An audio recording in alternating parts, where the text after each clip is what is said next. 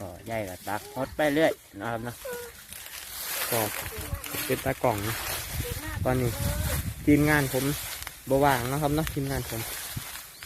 นะครับบ่าวฟุกกับบ่าวฟิล์มก็ไปไถนาอยู่เราดูกับบกหูครับ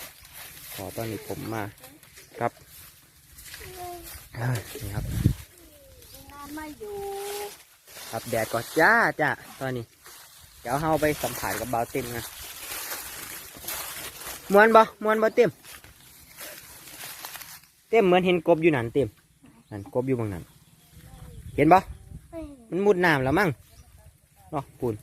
เอินดวนเบิ้งเอินดวนหากบซอยนะครับเอายกขามไปดิขามไปเดี๋ยวบ่เอาลองขามไปเบิ้งเอาขามเอาบัวไปน้ำตีเอาไม่ได้มันค่ะเอาบัวไปให้ได้ดีเรา